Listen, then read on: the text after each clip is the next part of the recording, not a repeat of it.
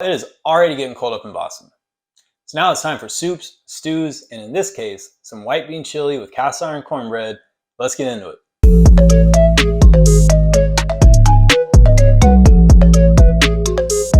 Alright, so we're going to start off with some chicken breasts. Now I'll admit, I'm more of a thigh guy myself, but in certain scenarios, chicken breast just makes more sense. So we're just going to cube these guys up, toss them with some olive oil, salt, pepper, and just let them chill for a little bit when we get started with the vegetables. For the vegetables, we're going to use an onion, a jalapeno, and about 5 cloves of garlic.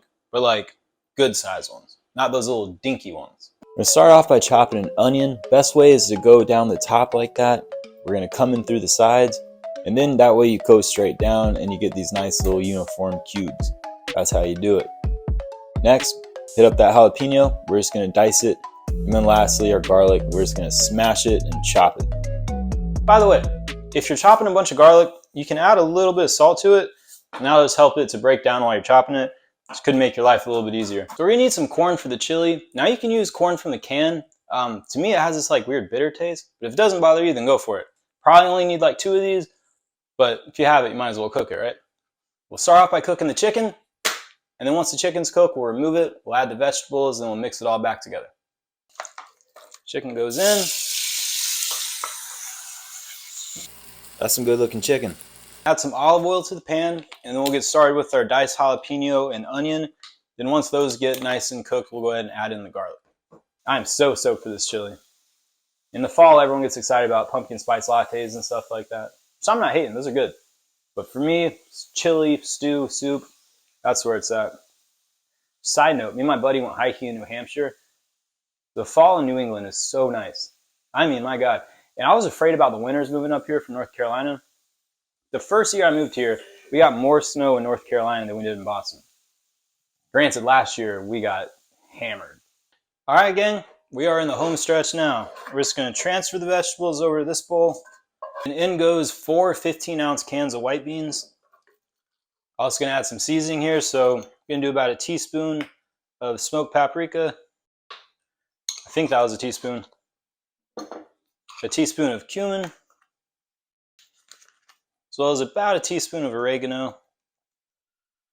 Eyeballing it, risky business. A little bit of pepper and salt. Last but not least, we're going to add some chicken stock. We're going for 6 cups, which is about 1.5 of your standard carton that you'd buy. All right, so we're going to heat this up. You want it to start simmering there. Where's my damn potato masher? You use a potato masher, you can mash it down so you get your desired consistency. So I'll give it a little bit of that. So at this point, we're just going to let it simmer without a lid for up to 2 hours, but you can get away with 45, 30 minutes if you want to. We'll add in our chicken, add in our corn, all the other stuff, and we'll be good to go. So let's get started on the cornbread while this cooks up. To a large bowl, we're going to add 1.5 cups of cornmeal, 1/2 cup of all-purpose flour. Also going to add a teaspoon of baking powder and a teaspoon of salt. Give it a nice whisk, make sure everything's incorporated. Now that we got the dry ingredients ready, let's get the wet ingredients ready. So what we're going to do is add 1 egg to this little bowl here. Sweet. And then 1 1/4 cup of buttermilk.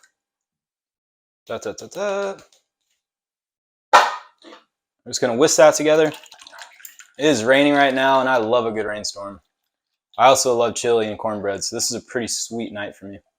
Buttermilk and eggs mixed up. We're just going to add that to our dry ingredients here and just mix that together. Go ahead and start incorporating that. And now we're going to take 6 tablespoons of browned butter. You don't have to brown it, but I feel like the brown butter just gives it that nice nutty flavor. Makes it better, right? So we're just going to whisk that in. See that nice brown color? Not burnt, but nice and brown. Same deal with chocolate chip cookies. All right, you got to use brown butter in chocolate chip cookies. It makes it so much better. It's going to be more like a batter than a dough, so if it's kind of that, don't worry.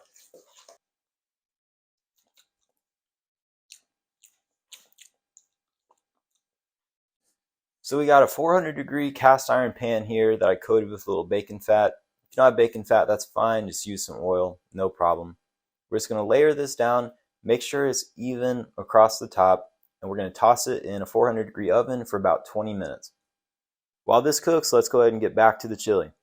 So I'm just going to do a little mashing here. I don't want it to be too smooth, but the texture is entirely adjustable. If you'd rather it be a little bit more soupy, then just don't reduce it as long on the stove. Or if you want it to be really thick, but let's say you don't have that much time, just don't add as much chicken broth. Now the consistency's good, it's time to bring it all together, baby. So we got our chicken breast. Boom, that goes in. Nice. We got our corn, fresh or canned, whatever you want. Pop, pop, pop. Oh, this is going to be so good. I can already tell. We have our diced green chilies. Boop. And last but certainly not least, some cilantro. Save a little bit because you want some for a garnish, right?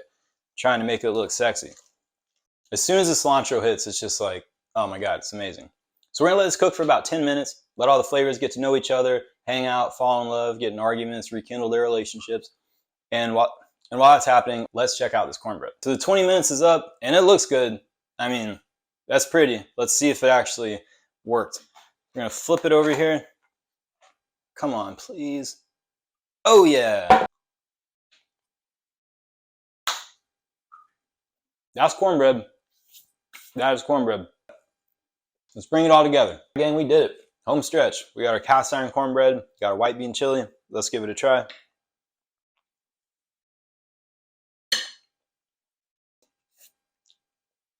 That's really good. It's warm, it's hearty. You have the sweetness of the corn, then you got like the little spice of the jalapeno and all the chilies and spices. There's a lot going on here, but it all works together really well. It's a whole different ball game than regular chili. Regular chili is good. This is just totally different. Highly recommend it. And we got the cornbread, so let's go ahead and mix these guys if we can.